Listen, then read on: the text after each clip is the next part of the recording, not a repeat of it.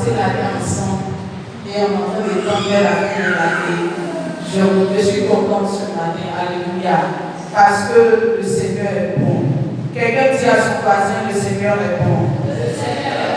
Alléluia. Et je veux dire merci à l'Éternel pour notre vie, parce que nous sommes en bonne santé. Parce que personne n'a manqué à l'appel. On n'a pas payé quelqu'un dans cette église. Que la gloire soit rendue à l'Éternel.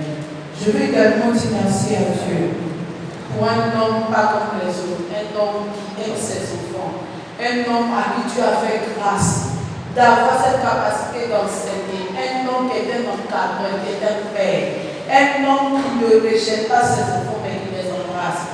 Et j'aimerais qu'on acclame le Seigneur pour la vie de notre papa. Alléluia. Que Dieu le bénisse, que Dieu continue de le lever, que Dieu continue de le garder. Alléluia. Et s'il y a une prière que chaque fois que je pense à lui, que je lui fais, c'est que Seigneur, quand tu vas m'élever là, que papa soit là pour faire mon argent. Alléluia. Que Dieu fasse en sorte qu'il soit là, il va bien pousser. Alléluia. Parce que quand Dieu te donne un père comme lui, c'est un père qu'on ne peut pas quantifier, on ne peut pas qualifier tout ce qu'il faut. C'est qu'il faut donner au-delà de la pensée. Et je rends gloire à Dieu pour la vie de nos pères. Alléluia. Nous allons aujourd'hui clôturer avec un thème que nous avons posé il y a quelques temps.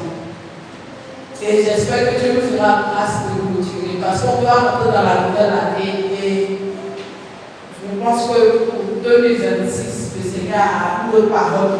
Alléluia. Le thème, c'est le réveil spirituel par le feu. Alléluia. J'espère que tout le monde est avec moi. Si tu es avec moi, balance la main. Amen. Le réveil spirituel par le feu. Très rapidement, allons dans le livre de Romains chapitre 8, verset 11 à 15. Romains 8, 11 à 15. Normalement, je sais qu'actuellement, vous connaissez le passage, parce qu'on a lu plusieurs fois. Romains 8, 11 à 15.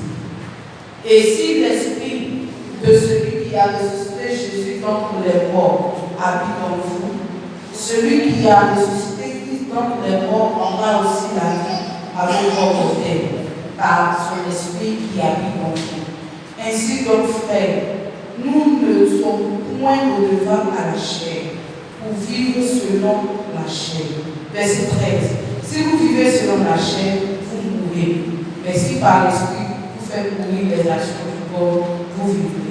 Car tous ceux qui sont conduits par l'esprit de Dieu sont fils de Dieu. Verset 15. Et vous n'avez point reçu un esprit de servitude pour être encore dans la crainte, mais vous avez reçu un esprit d'adoption par lequel et donc Abba, que Dieu bénisse sa parole. Et je veux nous encourager. C'est vrai qu'on va faire un résumé de tout ce qui a été dit jusqu'ici. On ne va pas aller dans les profondeurs.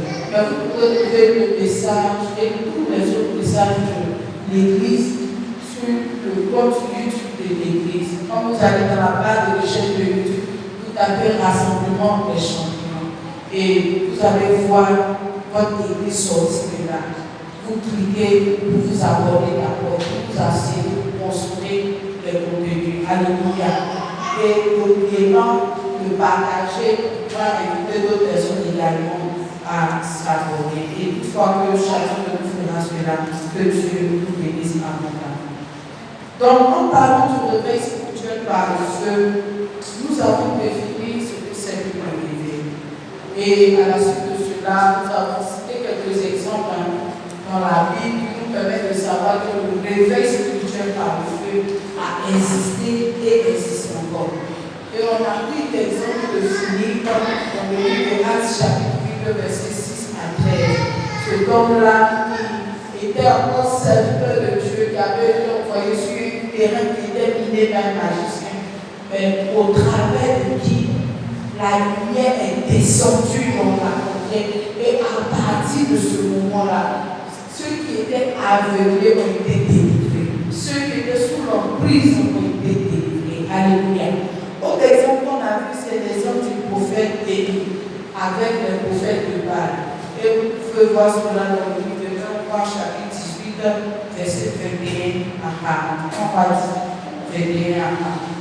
Et on se rappelle de comment est-ce que le prophète Élie a demandé aux agents des prophètes de Baal de pouvoir mouiller le sacrifice et que celui qui va invoquer son Dieu et dont le feu va répondre par le feu, c'est celui-là, son Dieu qu'on va adorer. Et on a vu comment le Dieu d'Élie a répondu par le feu. Ensuite, on a vu le cas des disciples à la Pentecôte, dans le livre des Actes, chapitre 19, verset 16. Ça veut dire qu'ils étaient tous réunis à la chambre haute et tout d'un coup, un vent violent est rentré dans la salle et ils ont commencé à parler des langues semblables à des langues de feu. Lorsqu'il y a le réveil, il y a une résurrection. Lorsqu'il y a le réveil, il y a une réanimation. Lorsqu'il y a le réveil, il y a une délivrance. Quelqu'un sort du trou de la mort et il vient à la vie. Alléluia.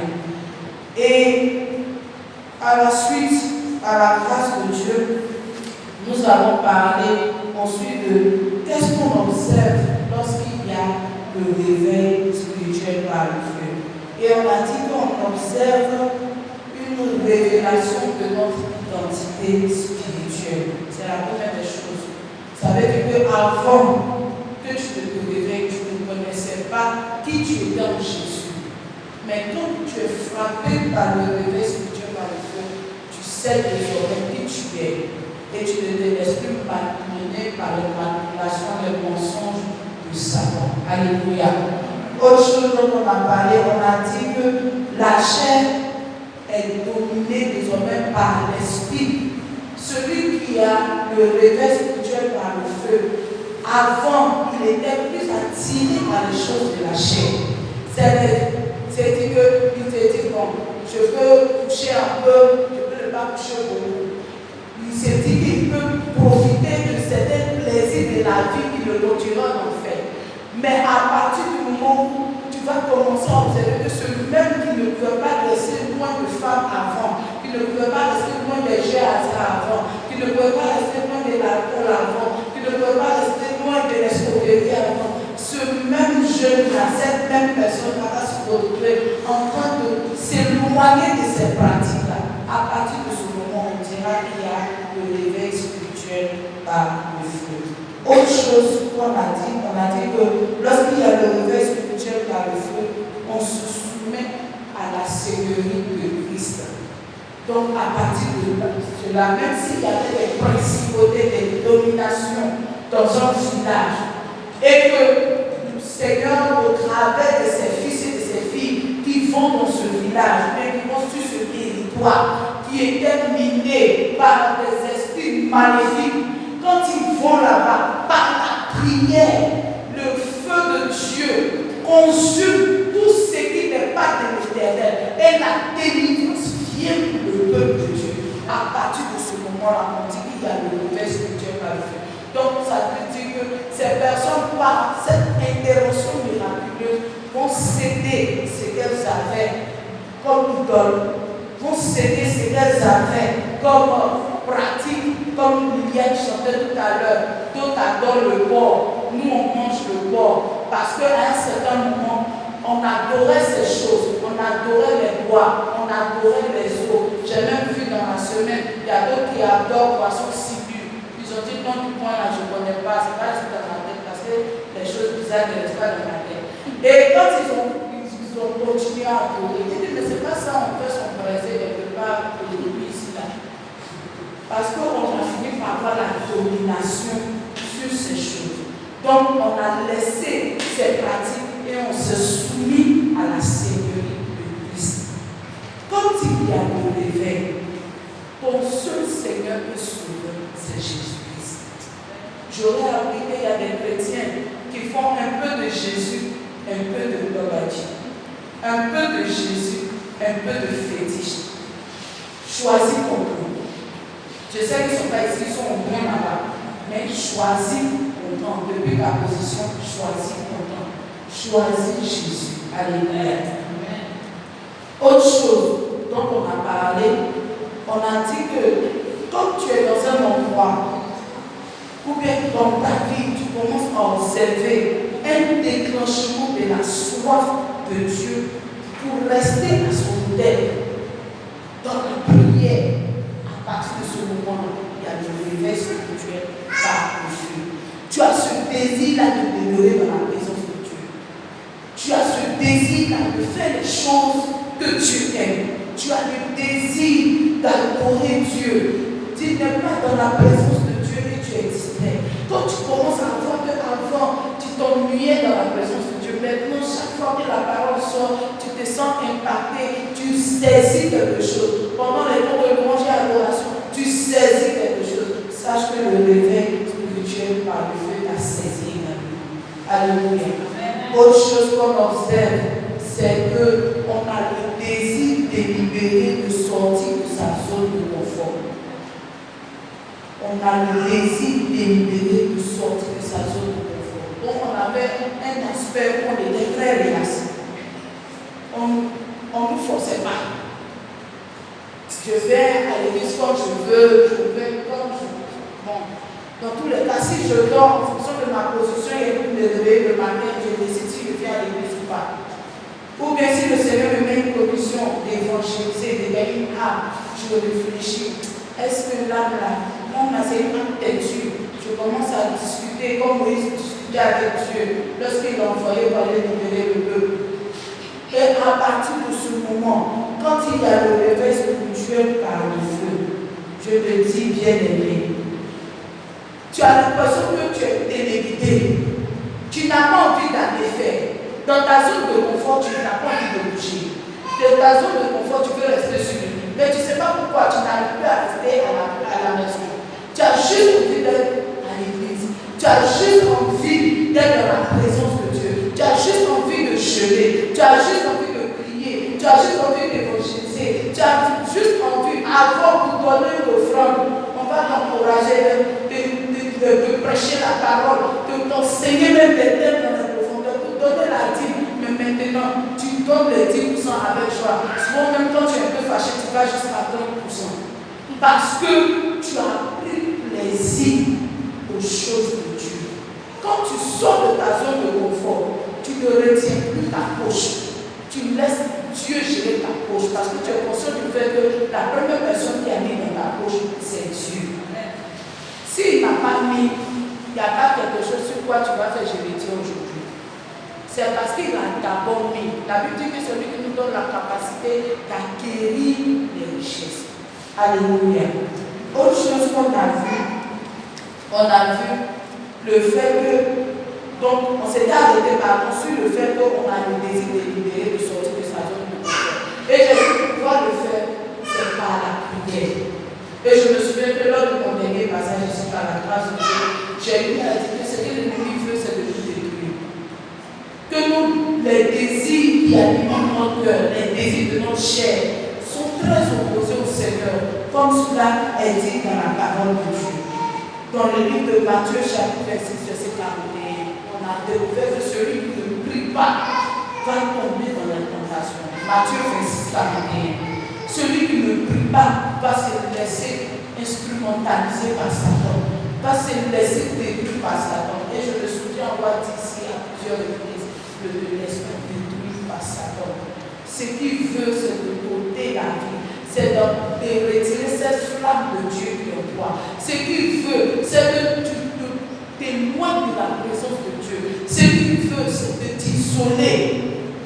Parce qu'il sait que si tu es isolé, que tu t'éloignes de la présence de Dieu, que tu t'éloignes de l'assemblée des saints, il peut frapper à tout moment parce que tu n'as plus de couverture.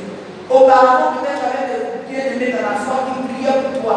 Quand tu étais découragé, tu pourrais les parler avec 2 versets bibliques, avec un peu de cet esprit, tu te retrouves un peu plus. Mais maintenant, l'ennemi va t'isoler, il va t'éloigner, ne le laisse pas faire. Alléluia. Et puis, je le redis encore. Si jamais tu es tombé dans une erreur quelconque, non, scratch that. Si tu es tombé dans un péché quelconque, sache que ton compteur de péché peut revenir à zéro avec Jésus. Demande pardon au Seigneur et retourne dans ta relation avec le Seigneur. Fais ce que Dieu a accorde de toi. Réponds-toi, fais ce que tu as pour toi et ta vie ne sera plus la même. Alléluia. À partir d'ici, je vais continuer par la grâce de Dieu pour quelques minutes qui me restent. Donc, quelque chose qu'on observe dans la vie d'une personne qui a le réveil spirituel par le feu, cette personne a un désir de croissance à tous les niveaux. Tu as envie de croître, tu as envie de grandir, tu ne veux plus rester petit. Alléluia. Tu as envie de croître, que ce soit spirituellement, que ce soit financièrement, que ce soit émotionnellement, que ce soit mentalement, à tous les niveaux de ta vie, tu as envie de croître. Si tu regardes dans ta vie et que tu sais que tu as ce désir d'avancer, ce désir de progresser, ce désir de réussir, sache que le réveil spirituel va le faire la famille. Alléluia. Parce qu'il y a des personnes, si tu leur demandes où ils se voient devenir spirituellement dans quelques années, ils ne savent pas. Combien d'années ils vont gagner à Christ en 2026? Ils n'ont même pas prévu gagner à vous. Financièrement, à quel niveau se voit-il devenir? Parce qu'il n'y a pas de moyen que ta vie spirituelle soit réveillée et puis ta vie financière, ta vie physique, ta vie émotionnelle va se dans le combat. Ce n'est pas possible. Maman nous a dit ce matin, j'aime bien prendre les financements, maman, parce que Dieu merci. Quand j'interviens généralement, elle est passée à comprendre le matin, elle a préparé le terrain.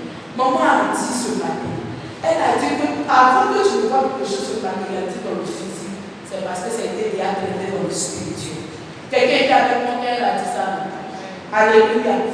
Donc, ce qui veut dire qu'une croissance qu'on observe physiquement, les effets de la croissance qu'on voit, ça a été déjà traité dans le spirituel. Et si tu n'es pas réveillé spirituellement par le feu, il n'y a pas de manière que cela puisse se matérialiser. Alléluia.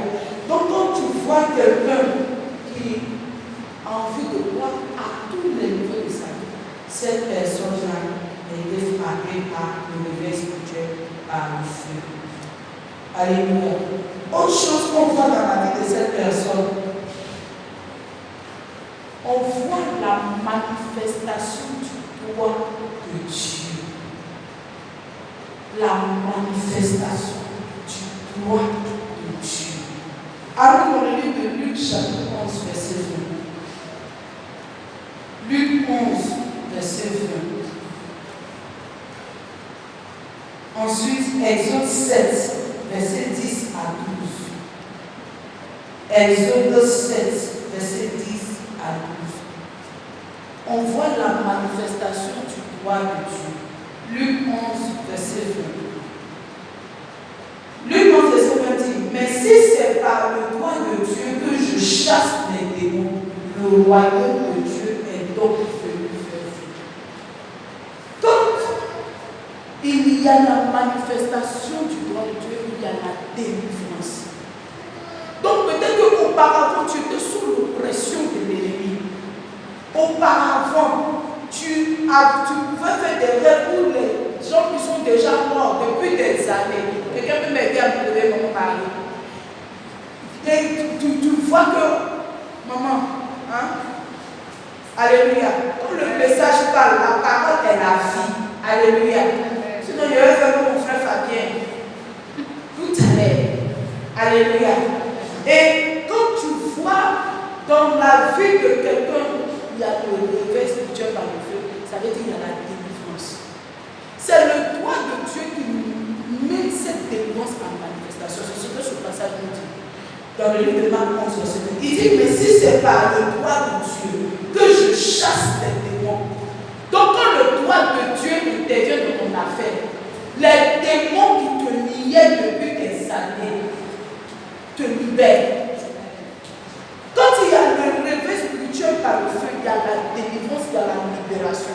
Si ton âme avait été mise dans un cercueil quelque part, si ton âme avait été enterrée quelque part, si on disait qu'il y avait des malédictions générationnelles dans ta famille, dans ta maison, dans ta lignée, parce que tu es accroché à Christ, parce que tu t'es soumis à la seigneurie de Christ, et que le réveil spirituel par le feu t'a frappé, à partir de ce moment, tu vas voir le droit de Dieu manifester. l'une des évidences, c'est la délivrance des démons. Alors, dans le livre d'Exode 7, verset 10 à 12. Exode 7, verset 10 à 12. Moïse et Aaron allaient auprès de Pharaon et il fit ce que l'Éternel avait ordonné. Aaron jeta sa verge devant Pharaon et devant ses serviteurs, et elle devint un serpent. Mais Pharaon appela les sages, les enchanteurs, les magiciens d'Égypte. Eux aussi en firent autant par leur enchantement. Ils jetaient tous les verges et elles devinrent des serpents. La verge d'Aaron engloutit leurs verges. Alléluia. On connaît très bien cette histoire. La Bible dit que alors que Moïse et Aaron allaient voir Pharaon, lorsque Dieu a dit à Pharaon, laisse aller le peuple, il y avait quelque chose qu'on appelle une verge, qui est un bâton. La Bible dit que le bâton d'Aaron avait été jeté au sol. Et le bâton d'Aaron, quand on dit bâton, poids d'Aaron est devenu serpent. Et Pharaon dit, ça c'est pas serpent. Ouais, il devient serpent. Ça, on fait ça tous les jours ici. Appelez-moi les marabouts, les féticheurs, et puis ils viennent pour qu'on fasse démonstration de puissance. Et ils sont venus exactement, ils ont réussi à transformer également leur bâton en serpent. Mais ce qu'ils ont oublié, c'est qu'il y a un serpent qui avale d'autres serpents. Et ce serpent-là, la Bible dit que le serpent d'Aaron, la verge d'Aaron qui est devenue serpent, a avalé tous les serpents des magiciens qui étaient là. Donc, autant la puissance de Dieu n'était pas encore manifeste, le droit de Dieu n'est pas encore manifeste. Les magiciens, si tu leur avais demandé, ils allaient dire qu'ils étaient forts. Si tu leur avais demandé, ils allaient dire qu'il n'y a pas aucun comme eux. Parce que quand Pharaon les appelait là, ils comptaient sur eux. Ils ont l'habitude de faire de la magie. Ils ont l'habitude de les émerveiller. Donc dans sa tête, il n'y a pas quelqu'un qui peut le dépasser. Mais quand l'Éternel, le Dieu de Moïse, est intervenu, lorsqu'il a opéré son miracle, lorsque le doigt de Dieu est venu en manifestation, les serpents, les petits serpents de la vaste classe ont été avalés. Je déclare dans le nom de Jésus, quels que soient les liens dans ta vie, quels que soient les esprits qui t'ont lié jusqu'ici, la puissance du doigt de Dieu te saisit et tu reçois ta délivrance au nom de Jésus. Amen. Ah, si tu ne doutes pas de mon Dieu, tu vas bien prier Amen. Amen. Alléluia. Lorsque le serpent d'Aaron est tombé, lorsqu'il est apparu, c'est parce qu'ils n'ont pas demandé même au serpent des marabouts. S'ils leur avaient demandé, ils allaient dire ce serpent est dangereux et nous l'espérons.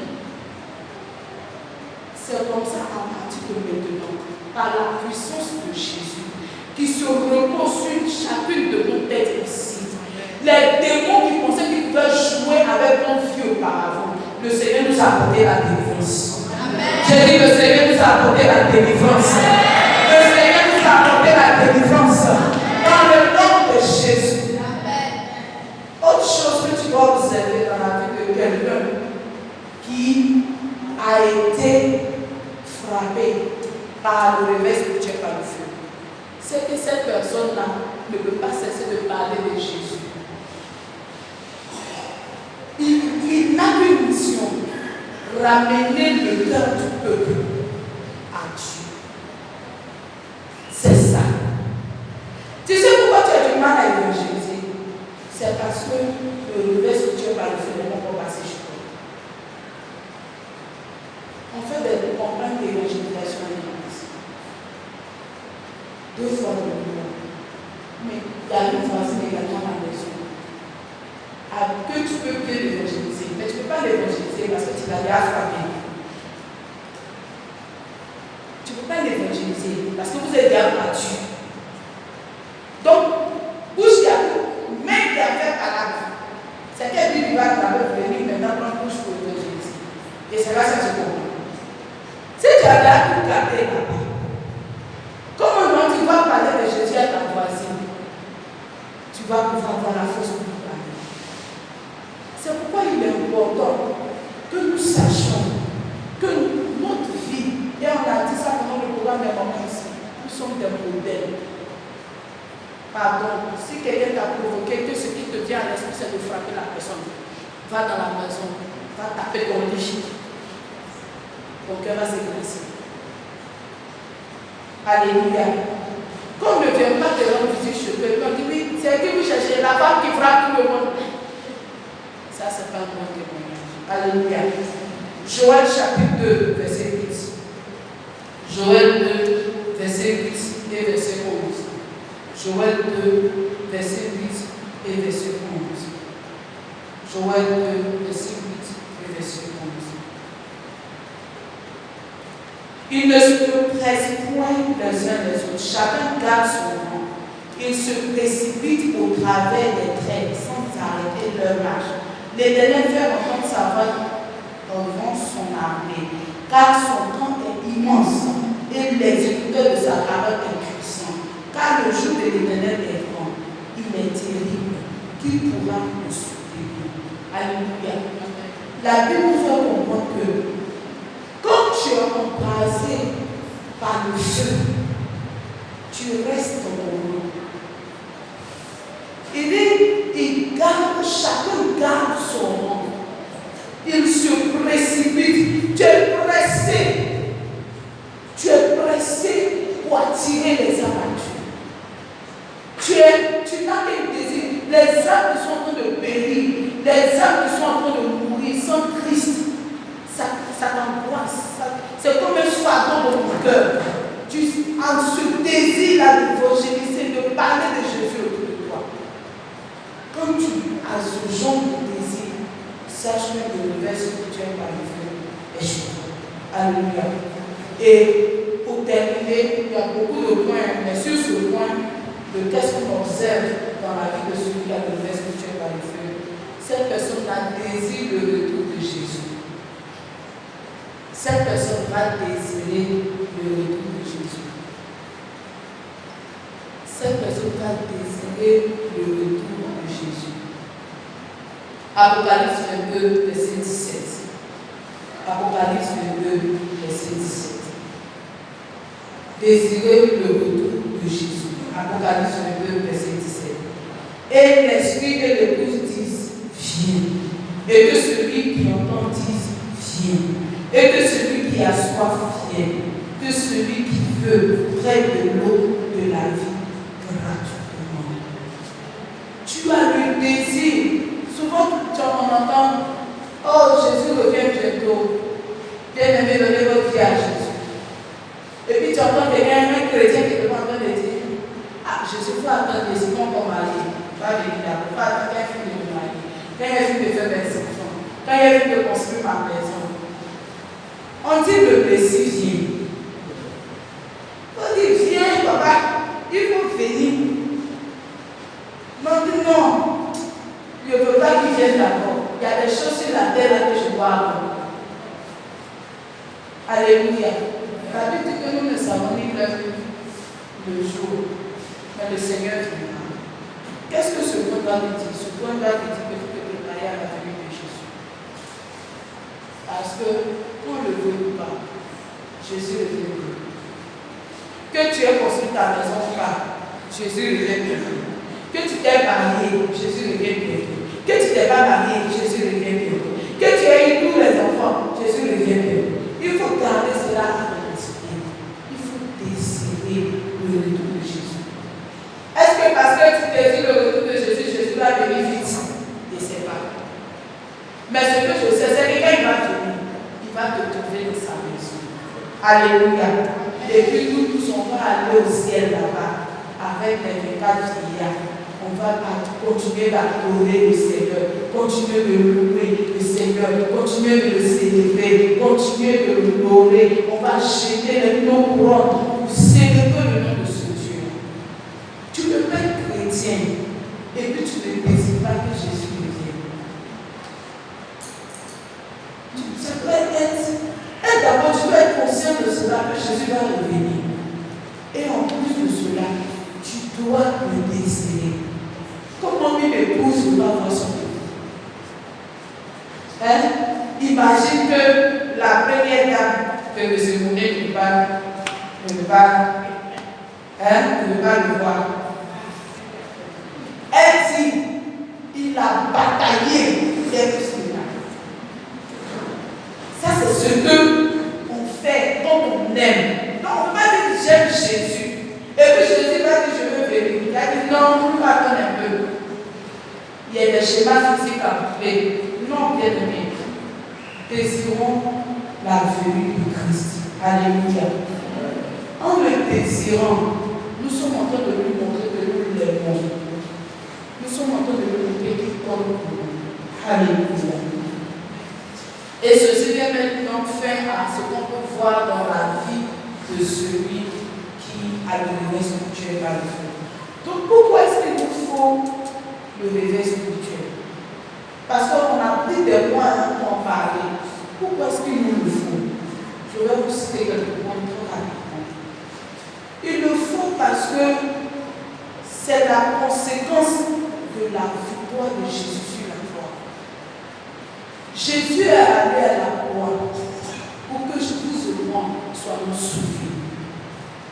Et le résultat de cela, c'est que nous, à notre tour, nous faisons de toutes les nations des disciples. Nous impactons les générations, nous impactons le monde.